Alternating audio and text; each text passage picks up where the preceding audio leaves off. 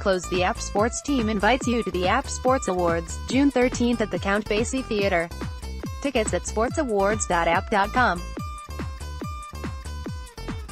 Brian Ross and Sherlon, Christie and Daniel LoGiudice and Stephen Falk, Asbury Park PressSEWELL. In a game that seemed like it was destined to be an endless pitcher's duel, it was the players at the bottom of the street. Vianney High School softball team's lineup that ended the stalemate. Lancers sophomore starting pitcher Julia Parker and Donovan Catholic junior left-hander Lindsey Nelson were putting up zeros on the scoreboard with dominant pitching performances, but Lancer junior catcher Ally Jones was able to put up a crooked number in the 6th inning and perhaps the game of the year. With 2 outs in the top of the 6th inning, the number 7 hitter laced an RBI single to right to give the Lancers a 1-0 lead. 2 batters later, senior center fielder Shelley Rivard then drove in another run on a bases-loaded walk as second-seeded Street.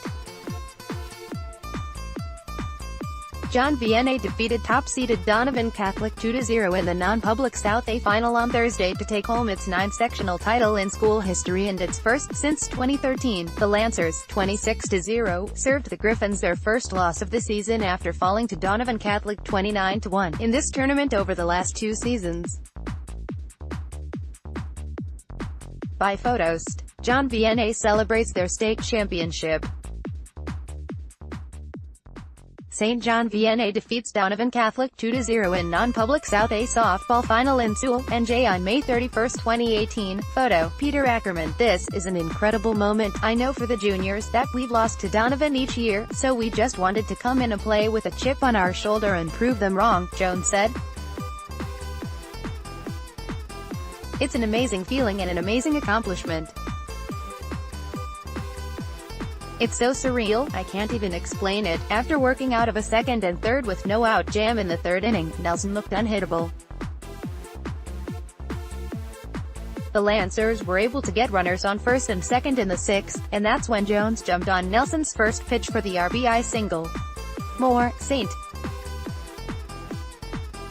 John Vianney advances to 2nd straight SCT final. I felt something in my gut, Jones said.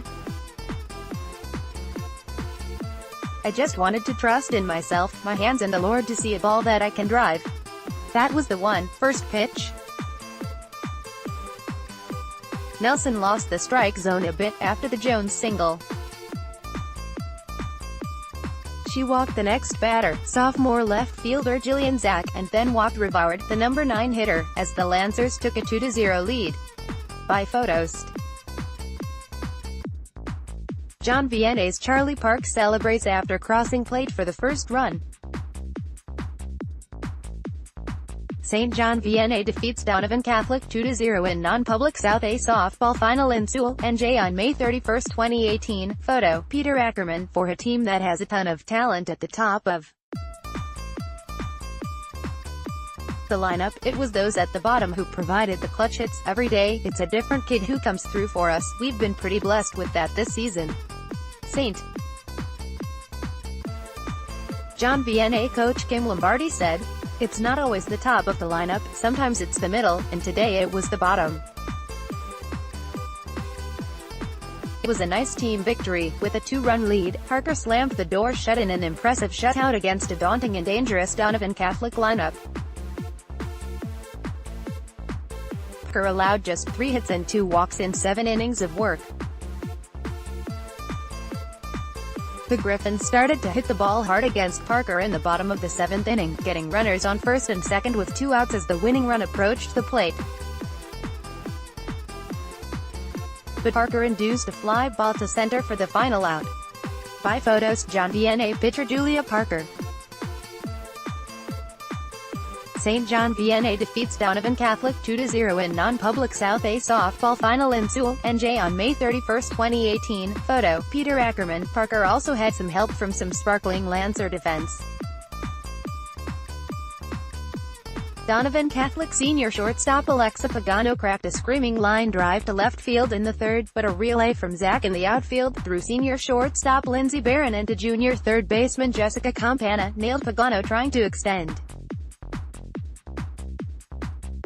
her double into a triple for the final out of the inning on a play that Pagano was originally ruled safe, but the call was overturned. "I was just really confident, executed my pitches, and then trusted my defense every play," Parker said.